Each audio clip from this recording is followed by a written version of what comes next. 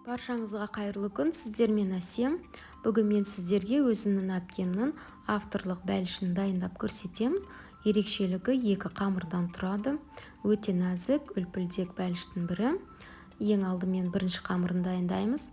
Оған ыдысқа ұнымызды саламыз. Қамыр қопсытқыш және қант ұнтағын салып араластырып, үстіне сары майымыз салып, барлығын үгітіп араластырамыз. Одан кейін жұмыртқамызды жарып салып, қамыр илейміз. Қамырымызды ұзақ илемейміз, тез-тез илеуіміз қажет. Сары майыңыз еріп кетсе, қамырыңыз қатты болып қалуы мүмкін. Барлық қамырды жақсылап илегеннен кейін, пергамент қағазын төселген ыдысқа қамырымызды салып, шет-шетіне бортик жасап шығамыз. Бірінші қамырымыз дайын болды. Енді біз екіншісін дайындаймыз.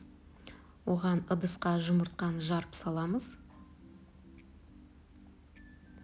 Қантымыз салып, жақсылап араластырамыз.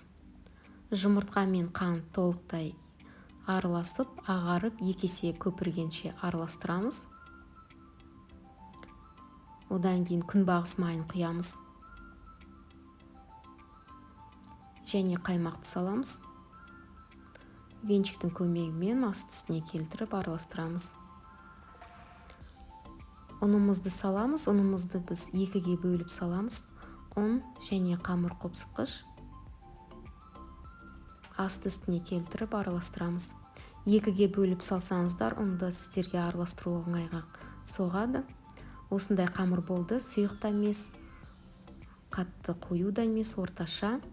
Енді бізге бәлішімізге жеміс керек. Бұл жерде мен жүзім, қызыл қарақат, шабдалы, алман алдым. Осылай барлығын турадым. Бірінші қамырдың үстіне екінші қамырымызды құямыз. Шет-шетін тегістеп аламыз. Одан кейін үстіне жемістерімізді саламыз. Одан кейін шабдалын саламыз. Мен жарты алманы қолдандым. 180 градуста 45 минут қызарғанша пісіреміз. Бәліштің піскенін біз таяқшаның көмегімен тексеріп көреміз. Толықтай суығаннан кейін сыртындағы формасынан шешіп аламыз. Иісі керемет, өте дәмді, үлпілдек. Әдемілік үшін сыртына қант ұнтағын сеуіп аламыз. Осы бәліш біздің отбасылық сүйікті бәлішімізге айналды. Сіздер де бір рет жасап көрсеңіздер, сіздердің де сүйікті бәліштеріңізге айналуы сөзсіз. Ішіндегі қамыры жұмсақ, сыртындағы қамыры үгіліп тұрады, және салмасы жемістер ерекше дәм береді. Осындай дәмді бәліштер дайындаңыздар. Менің каналыма жазылып, комментарий жазуды ұмытпаңыздар. Келесі кездескенше күн жақсы.